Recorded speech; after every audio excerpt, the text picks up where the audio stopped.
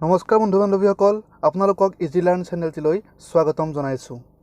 যদিহে চেনেলটিত আপুনি নতুন তেনেহ'লে ছাবস্ক্ৰাইব কৰিব আৰু নটিফিকেশ্যনসমূহ পাই থাকিবৰ কাৰণে ঘণ্টাটো বজাই দিব।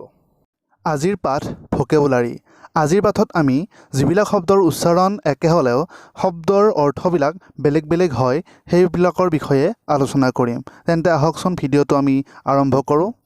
এফেক্ট। এফেক্ট মানে হ'ল ক্ৰিয়া কৰা বা ক্ষতি কৰা। দিছ মেডিচিন এফেক্টেড হিম মাছ। এই ঔষধটোৱে তেওঁক বহুত ক্ৰিয়া কৰিছে। EFFECT এফেক্ট মানে ফল। My advice had no' effect on my sister. মোৰ ভনীজনীৰ ওপৰত মোৰ উপদেশৰ কোনো প্ৰভাৱ পৰা নাছিল। 2 number alter.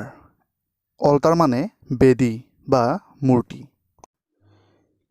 They erected an altar of Durga in the town. সিহঁতে চহৰখনত এটা দুৰ্গাৰ বেদী স্থাপন কৰিছিল। অল্টাৰ ALTER অল্টাৰ মানে হ'ল পৰিৱৰ্তন কৰা। We can't alter our decision. আমি আমাৰ সিদ্ধান্তটো পৰিৱৰ্তন নকৰোঁ। 3 নম্বৰ এমিয়েবল। এমিয়েবল মানে হ'ল অমায়িক। Gargi is an amiable girl. Gargi এজনী অমায়িক ছোৱালী। আনহাতে এমিকেবল মানে হ'ল বন্ধুত্বপূৰ্ণ। I admired his amicable behavior. মই তাৰ বন্ধুত্বপূৰ্ণ আচৰণৰ প্ৰশংসা কৰিছিলোঁ। এছে SSAY এছে মানে হৈছে চেষ্টা।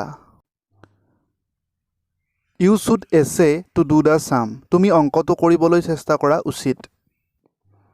এছে ESSAY এছে মানে হ'ল ৰচনা। She wrote an essay on aim in life. তাই জীৱনৰ লক্ষ্যৰ ওপৰত এখন ৰচনা লিখিছিল। 5 নম্বৰ আহো beside মানে কাষত। You will sit beside me. তুমি মোৰ কাষত বহিবা। আনহাতে besides উপৰিও বুজায়। Besides him, his mother also came. তাৰ উপৰিও তাৰ মাক আহিছিল। Cast মানে দলিওৱা। The girl cast her toys to the ground. ছোৱালীজনীয়ে তাইৰ পুতলাটো মাটিত দলিয়াই দিছিল। আনহাতে কাষ্ট CASTE মানে হ'ল জাতি। Nobody should think of any caste bar. কোনোৱে জাতিভেদ বিচাৰ কৰাটো উচিত নহয়। Childish ল'ৰালি বেয়া অৰ্থত ব্যৱহাৰ হয়। Everybody dislikes his childish behavior. সকলোৱে তাৰ দুষ্টামি আচৰণ বেয়া পাইছিল। আনহাতে চাইল্ড লাইক মানে হ'ল শিশুসুলভ, এইটো ভাল অৰ্থত ব্যৱহাৰ কৰা হয়। Teacher appreciated her child like behaviour in the class. শ্ৰেণীত শিক্ষকে তাইৰ শিশুসুলভ আচৰণৰ প্ৰশংসা কৰিছিল। এইবাৰ আহোঁ আমি CITE মানে হ'ল উল্লেখ কৰা। Please cite the name of your office. অনুগ্ৰহ কৰি তোমাৰ কাৰ্যালয়ৰ নামটো উল্লেখ কৰা। চাইট SITE মানে হ'ল অৱস্থিতি।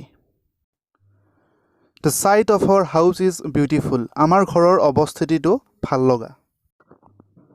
Sight SIGHT চাইট মানে হ'ল দৃশ্য। Everybody attracted by the beautiful sight of the wood. অৰণ্যৰ ধুনীয়া দৃশ্যই সকলোকে মোহিত কৰিছিল। Corps মানে হ'ল সেনাদল। The terrorist attacked the corps of soldiers. সন্ত্ৰাসবাদীয়ে সেনাদলৰ ওপৰত আক্ৰমণ কৰিছিল। Corpse মানে হ'ল মৃতদেহ। The corpse was taken for cremation. মৃতদেহটো সৎকাৰৰ বাবে নিয়া হৈছিল। Deceased মানে মৃত। The doctor was announced him deceased. ডাক্তৰে তেওঁক মৃত বুলি ঘোষণা কৰিছিল। আনহাতে ডিজিজ মানে হ'ল বেমাৰ। Every disease is not dangerous. সকলো বেমাৰেই ভয়ানক নহয়। Die মানে মৰা, আমি সকলোৱে জানো। We will die one day. আমি সকলো এদিনাখন মৰিম। Die DYE মানে হ'ল ৰং কৰা। The old man dye his hair in the salon বুঢ়া মানুহজনে চেলুনত চুলিত ৰং কৰিছিল ডিস্কভাৰ মানে হ'ল আৱিষ্কাৰ কৰা অৰ্থাৎ আগতে থকা বস্তু এটা বিচাৰি উলিওৱাটো ডিস্কভাৰ বুলি কোৱা হয় কলম্বাছ ডিস্কভাৰ্ড আমেৰিকা কলম্বাছে আমেৰিকা আৱিষ্কাৰ কৰিছিল ইনভেণ্ট মানে হ'ল উদ্ভাৱন কৰা যিটো বস্তু নতুনকৈ সাজি উলিওৱা হয় জন লগি বেয়াৰ্ড ইনভেণ্টেড দ্য টেলিভিছন জন লগি বেয়াৰ্ডে দূৰদৰ্শন উদ্ভাৱন কৰিছিল 13 নম্বৰ ইলিচিট মানে হ'ল বাহিৰ কৰি দিয়া the garbage has elicited a bad odour জাবৰবোৰৰ পৰা দুৰ্গন্ধ ওলাইছে ইলিচিট ILLICIT মানে হ'ল অবৈধ illicit coal digging is going on in Meghalaya মেঘালয়ত অবৈধ কয়লা খনন চলি আছে এলিজিবল যোগ্য he was eligible for that post তেওঁ সেই পদটোৰ বাবে যোগ্য আছিল ইলিজিবল অস্পষ্ট I can't understand your illegible handwriting মই তোমাৰ অস্পষ্ট হাতৰ আখৰ বুজি পোৱা নাই ইমিগ্ৰেণ্ট মানে হ'ল আন দেশৰ পৰা অহা flow' of illegal immigrant is increasing day by day in Assam অবৈধভাৱে অসমত আন দেশৰ পৰা অহা লোকৰ সংখ্যা দিনে দিনে বাঢ়ি আছে এমিগ্ৰেণ্ট আন দেশলৈ যোৱা লোক There are many immigrants from India living in different countries of the world.